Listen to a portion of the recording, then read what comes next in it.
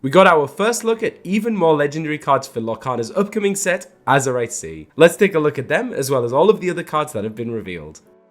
What's up, Illuminators? It's Charlie and Amethyst back, and we have more card reveals to go over. But first, we got back from our set championships. I managed to win, and Amethyst came third, so we did really well. How did you do? Let us know down in the comments. But yeah, very exciting for us. But even more exciting, maybe, are all of the new cards we've got to look at. Should we do it? Let's do it. Let's do it. So let's start out straight away with Amber, and we have a 2-cost inkable song, I Won't Give In. Return a character card with cost 2 or less from your discard to your hand. So a little bit more of those recursion cards for cards that are in your discard. I think natural targets for this, of course. One of your favorite cards, yes. Daisy Duck Donald's Date. She is a nuisance to get off the board in the first place, and if you're able to bring her back with something like this, then it really is going to put a little bit of pressure on your opponent. Yeah. It is a 2-cost, so it's going to be easily singable by quite a lot of characters, even in an aggro deck. Yeah. And yeah, you could bring something back like Piglet, Pooh, Pirate Captain, who I had a lot of success with this weekend in my Steel Song deck. So yeah, I think this is definitely a really great song to see in the I think for me, I think a good singer in this type of deck would be Simba. At that show is locked probably because it has the bodyguard as well, so you can be defending or protecting while you're singing. But I just can't stop singing since they announced this. I won't give in. Okay, let's carry on before I start singing. We need more Gazelle. We need more Gazelle.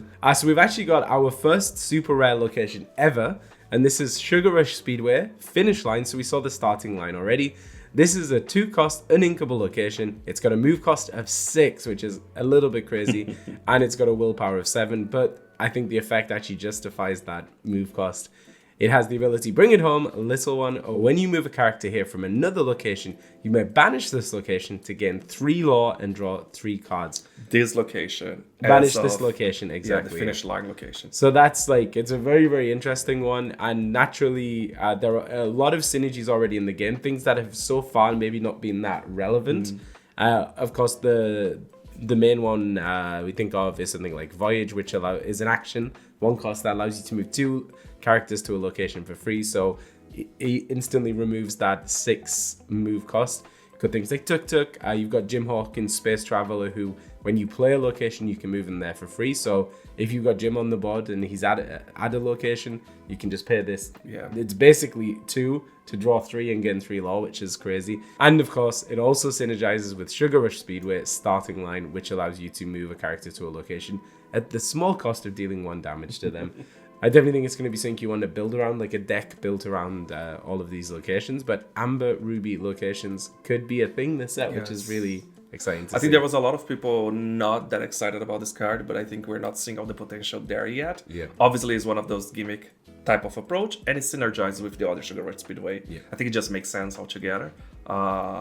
Is it gonna be an enchanted? I don't know. We shall see.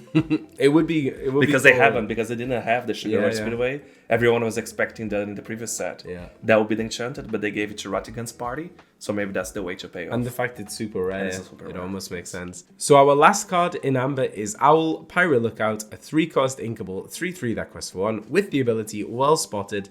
During your turn, whenever a card is put into your inkwell, chosen opposing character gets -1 strength until the start of your next turn.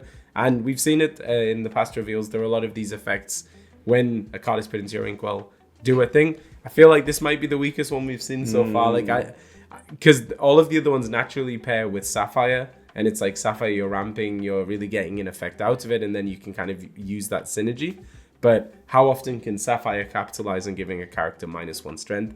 Feels more suited to Ruby, but then you're not going to be able to ink quite as quickly. No. But very nice to see Owl in the exactly. Yeah, it's always nice to see an Owl card in the game. Is this the Owl? That's the question. I don't think so. Owl. And actually, I just noticed on the flag there's the Honey Pirate emblem. That's really cute. So that's it for Amber. So we'll update the tracker now.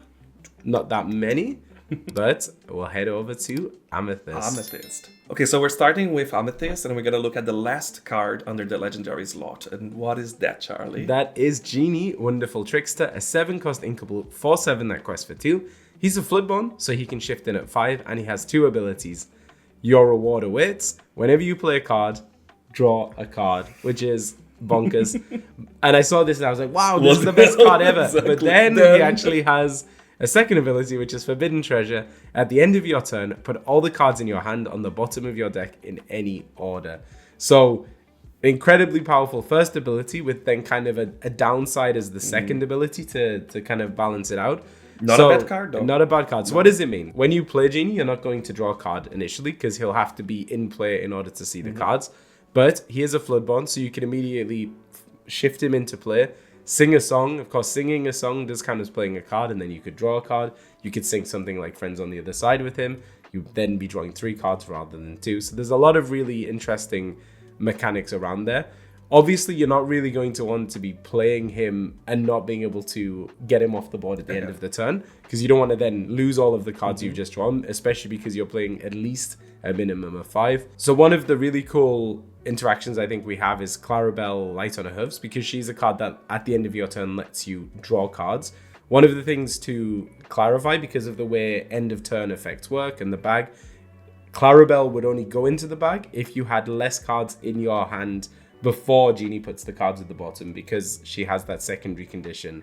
So if you have more cards in your hand at the end of your turn, you're not going to trigger Clarabelle. But if you have less cards, the ones you do have in your hand are going to go on the bottom, and then Clarabelle is going to let you draw more, which I think is really cool. If you don't have that situation where you have the 2 characters, you could also bounce Genie back to your hand. Something like Madam Mim Snake, Madam Mim Fox can bring him back, so you're not going to trigger that end of turn effect.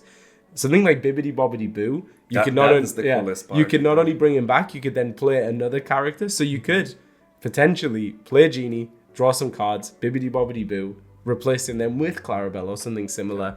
I think that could be a really super powerful play. And actually, one really cool interaction that was pointed out on our Discord is the new Amethyst legendary Yzma Conniving Chemist. She, if you remember, lets you exert, and if you have fewer than 3 cards in your hand, you can draw until you have 3 cards in your hand. So if you did happen to empty your hand with Genie in the previous turn, and you have Yzma in play, then you can just use recover those 3 cards. So I think there's a lot of interactions there. We've talked a lot about Amethyst and Emerald as being a pairing, but I think it can also work in something like Amethyst Sapphire, where you're ramping up really high, and then you can do more than just playing Genie on a single turn. So I think this card actually has a lot of upside. It requires a lot of building around and creating the right strategy. You can't just throw him into a standard list. And of course, having the 4 strength and the 7 willpower, it's quite strong as well on its own. It's not gonna die very fast or get banished very fast. Yeah. So yeah, I'm excited about it. Again, I always say that, but I just love the art. The art I love the overlapping of things. That's the first time I think they're overlapping the ink cost. We're gonna see another card where the same thing happens, but it's cool to see like that progression of the elements of the card with the frame and, pushing out of the frame. Yeah, so super cool. Very, very cool. And another Amethyst card, I know this is one you really like and actually could synergize quite well with the Genie. And that's Madam Mim, Truly Marvelous, a 3-cost uninkable 2/3 that quest for 1, with the ability, or Bat Gizzards, pay 2, choose and discard a card, gain 1 law. So a very cool potential game closer there in Amethyst. If you have filled up your hand, then you can pay 2. To gain 1 lot. Because it is important, sorry to interrupt you, because we need to call out the details, right? So we're not exerting the card. I think that's the key element here. As long as you can pay, as long as you have cards in your hand to discard, as long as, there's a lot of as longs, but you could do a number of those effect activation in the same turn, right? And then when you look at that with the Genie that we were just talking about as well, you are earning the lores, you're giving those cards away because you have to discard in a way. Then by the end of the turn, you don't have anything else. You convert it to lores, and you did everything that you gain. You can play something like Gathering Knowledge and Wisdom. Draw a card with Genie, discard that card to get another lore. So there's a lot of fun interactions here. So definitely as a game closer. And also, she is a shift target if you want to use something like the Madam Mim Dragon. We've seen that start to show up in some lists as a couple of copies. So yeah, a very cool card that will hopefully see some play. And it's probably gonna work a lot with Blurple, right? Because of the blue elements of the ink. I think, if I'm not wrong, please correct me on the comments section, this is the first time we see Madam Mim in her real form as a Storyborn. I think all the variations were in an animal form, except one that was a Dreamborn or Floodborn. I don't know. I think that's the first time a Storyborn, and that's a very recurrent scene, and that's super cool. And then the last card for us in Amethyst today is the Walrus Greedy Gourmand, a 4-cost inkable 3/6 that quest for 1. So reasonable stats on a 4-cost character. Something that you'll probably want to grab if you're playing like Draft or Seal, because of those stats. He's going to be sticky to the board. But I think other than that, kind of unremarkable. Oh, yeah. And okay, so let's update the tracker for Amethyst. We'll drop in that last legendary card for Amethyst. Okay, so let's go straight to Emerald and look at the last legendary Emerald cards that was announced today. And that is Hercules, Baby Demigod, a 6-cost, uninkable, 6/3 that quests for 2. He has Ward, and he has the ability Strong Like His Dad. Pay 3, deal 1 damage to chosen damaged character. The reaction to this, like my reaction, I think certainly the reaction online was this is a little bit underwhelming. Being able to just, pay 3 to deal 1 damage to a damaged character is kind of a bit of a niche ability. We already have something like Robin's Bow in the game, which is an item that does basically the same thing, and it's free once you've played it for the 3 cost. We have Robin Hood, Capable Fighter, who exerts to deal 1 damage to any character. They don't need to be damaged. Even Stampede, right? It deals 2 damage to a damaged character at the 1 cost. There's that. I think the only thing that Hercules has going for him is the fact that he's Ward. It's another case, and like I criticized this before in previous videos, where it's a character that doesn't need to exert to gain the effect of its ability, and he has Ward. Because he has Ward, it does mean that he potentially is going to stick around for a while on the board if you are able to play him. He is a bit of a late game thing though. Like really, you've got the combination of like Grab Your Swords, Tinkerbell can deal with him. Maybe things like Be King Undisputed can deal with him, but he could actually be kind of difficult to remove, which is an interesting thing. It's just interesting because would you use that card for the sake of tapping and damaging things that are already damaged? It's such a specific scenario, right? Because that's the only benefit of having the ward, otherwise you quest. At that point you do hit it back with 6, so it's quite powerful in that sense. I just feel like it's not good enough for a legendary personally. It was a little bit disappointing. Obviously the example that Charlie gave with the bow and with Robin Hood requires exerting, but still it's not something that I can see. I feel like for a lot of decks, dealing with an item is harder than dealing with the character. But that's what I mean. So, I really don't understand. Maybe something's coming, right, that we don't know yet. That would justify that, or maybe we're just not seeing, right? But I don't know. I have to guess, and I will guess, that this card's going to be enchanted. You think we're going to go a second Hercules enchanted? That's a baby Hercules. That's just, I have a feeling. We'll see. And it's awesome seeing Pain and Panic there in their snake forms as well. Next we have Tootles Lost Boy. This is a 1-cost inkable 2/2 that quests for 1. Vanilla card. Very standard. We have a lot of these similar 2/2 questing for 1. Unless we get a Floodborn Tootles, probably not a card that's going to see much play, unfortunately. So up next, we have Prince Philip, Royal Explorer, a 3-cost inkable 3/2 that quests for 2 with Ward. And actually, I think this one is kind of a cool card. So the stat line is exactly the same as Banzai, Gluttonous Predator, who is a card that we see play in Emerald. The difference is he has Ward, so he's going to be protected from things like Let the Storm Rage On, Strength for Raging Fire, things like that, which are a kind of natural enemy to Banzai. He's inkable as well, which means that you can free up the uninkable slot potentially. And it's a shift target for Prince Philip, Vanquisher of Foes, that is potentially going to stick around. So this one is, I think, one to watch. I think it'll be a surprising... We've been waiting for that target for so long, right? A good target, this is, for the other Prince Philip, so it is quite exciting. And the other Prince Philip, I think, again, is one of those that the more the game grows, the more effective it will be, right? Absolutely. So we shall see. And then last up for us in Emerald, we have Prepare to Board. This is a 1-cost inkable action. Chosen character gets +2 strength this turn. If a pirate character is chosen, they gain +3 strength instead. And I think right now, I don't know if I see that much use for this. Like, I don't know if people are going to want to give away slots in their decks to be able to use this card. Just to buffed for a turn. It's a tricky one, So not so sure about this one, but amazing art as always. Very thematic. It makes sense for the set. Thematic. So okay, so we'll update the tracker now with those Emerald cards, letting them slot in, and then over to Ruby. And which legendary is this for Ruby? That's the first legendary. That's the first legendary. So this is another one that was announced alongside Hercules. This is Hades, a Strong Arm. Another uninkable, 5-cost uninkable this time, 4/3 that quests for 1. With the ability, what are you going to do? Exert, pay 3, banish one of your characters, banish chosen character. So essentially the action Glimmer versus Glimmer on a body. I think the fact that this one has to exert in order to do the ability and not having Ward does mean that he is potentially not going to be very effective. Like, you're going to be able to use him maybe once, maybe twice, and that's if he doesn't get banished before you have a chance to make use of his ability. Like, we know those on-play abilities are just a lot more effective. For me, it just feels like I'm using that and I'm losing 2 cards at a turn. I'm losing the one I chose, and I'm losing this Hades because it will likely get banished as soon as I exert it. So I'm exchanging 2 cards for 1. Some people are talking about the synergy with Prince Eric, the expert. What's his name? Expert helmsman. But I also don't agree. I actually think that Prince Eric works on its own with its own strategies. I wouldn't sacrifice Prince Eric for the sake of sacrificing something else. No, but there are cards that you can sacrifice. Like we saw the Carpenter. So when that character is banished, you can exert chosen character. That is true. Yeah. So you banish something like that, and then you're banishing one of their characters and exerting another one. Yeah. Banish Cusco. You draw a card when they're banished. Yeah. So I think there are definitely cards that this works with, but it is a combo piece. You need both of those cards to really get the value out of it. I'm not convinced. Don't get me wrong. I'm not convinced, I'm so sorry. I don't like nothing. I like nothing about this card. I like nothing about this card. I like this one more than Hercules. I'll say that. No, but at least the Hercules is so cute. I feel like there is. I'll stop here for the sake of stopping. But let's see. Maybe we'll be successful. I think this is gonna be the cheap legendary of this set. I think so too, yeah. But I do like the art. I don't know about you. I like the art. Next, we have Aladdin Intrepid Commander, a 4-cost inkable, 1/4 that costs for 2. He has a Floodborn who can shift in at 2, and he has the ability, remember your training, when you play this character, your characters get +2 strength this turn. So first things first.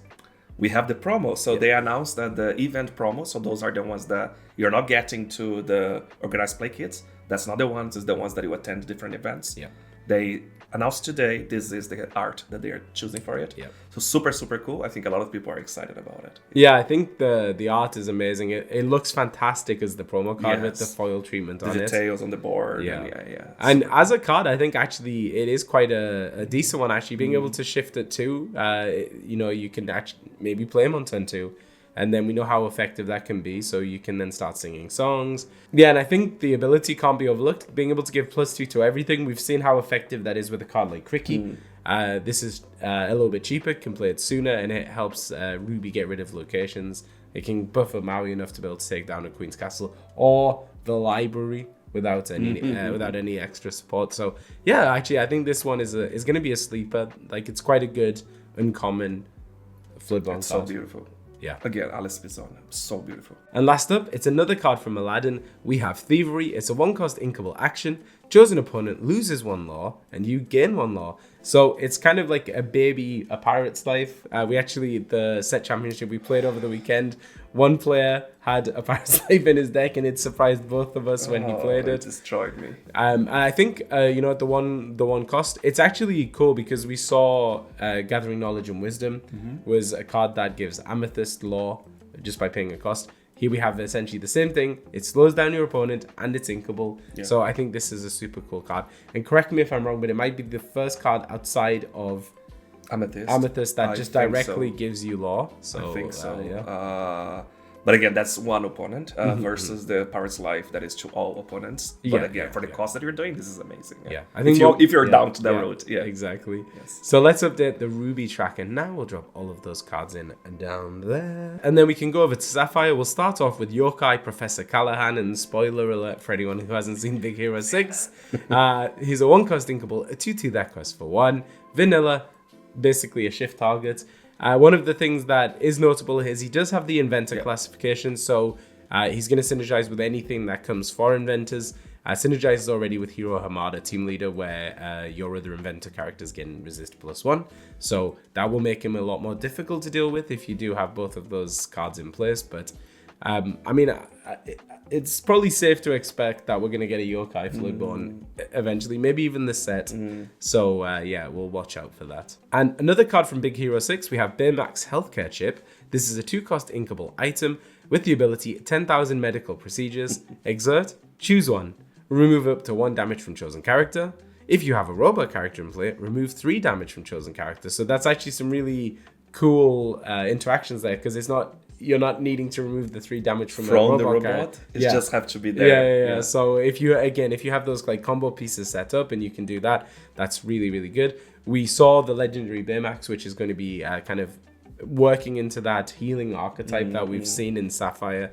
So this could work really well in that healing deck that I know people have been trying to build since pretty much set 2, right? And maybe this is the set where we're finally going to see that as an archetype. It's such a cute card as well. I love the design. I wonder if we're going to get the other chip for Baymax. I wonder, yeah. All right, so we'll update Sapphire. Not that many for Sapphire. And then we can go over to Steel. So starting us off in Steel, we have Captain Amelia, Commander of the Legacy, a 4-cost inkable, 1 for that quest for 2.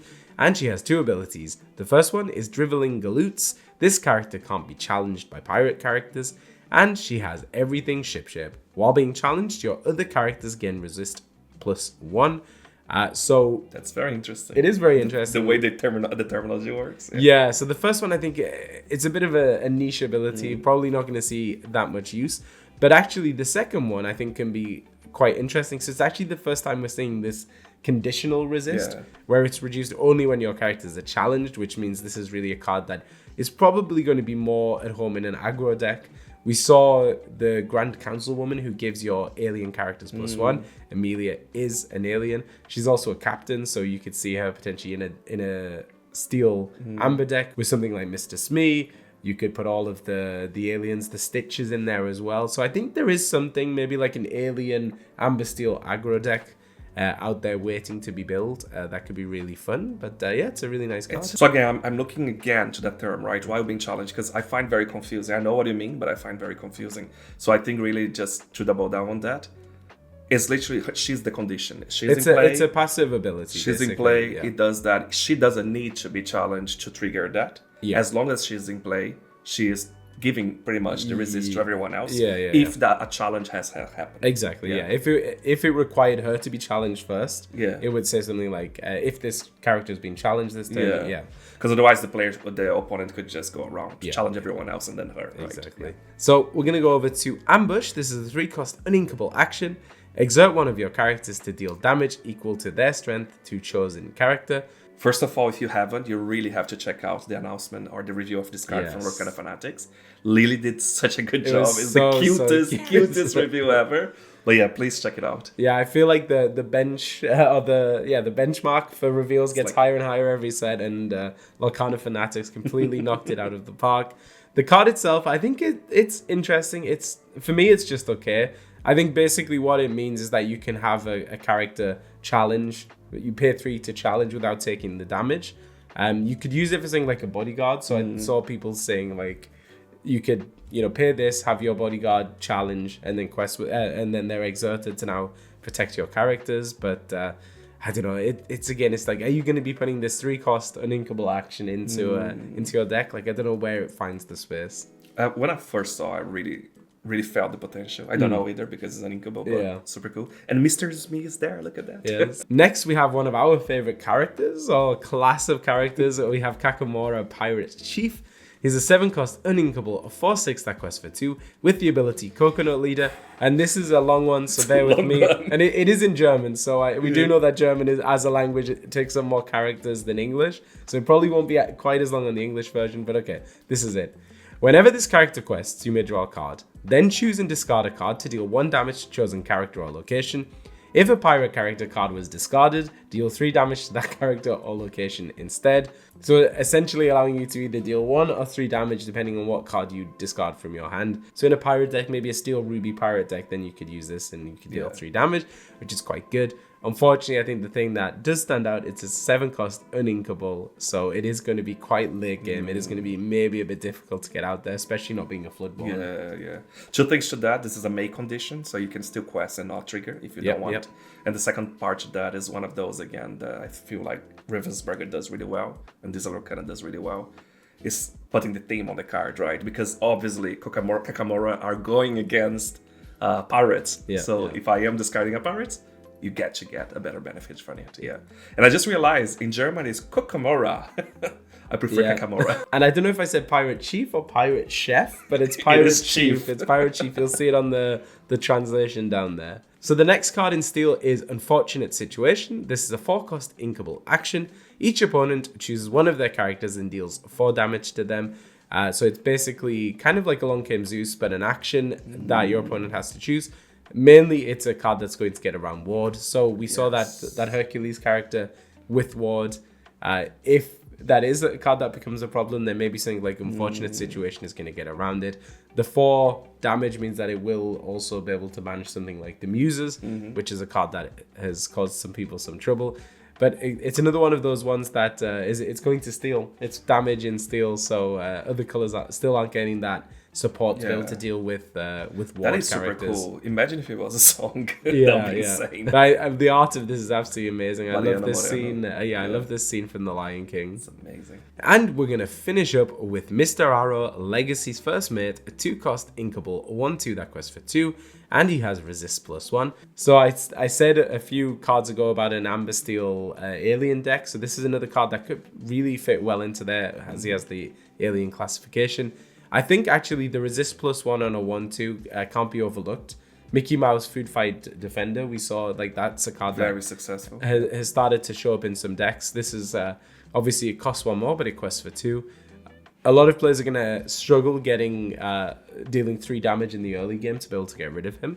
So yeah, I don't know if it'll be in every deck, but maybe there is that alien aggro deck out there, which will be really fun. He'll be a beast. If you're going in an alien deck, he'll be a beast. Okay, so we're going to update the tracker now, and we're going to fill it in for steel.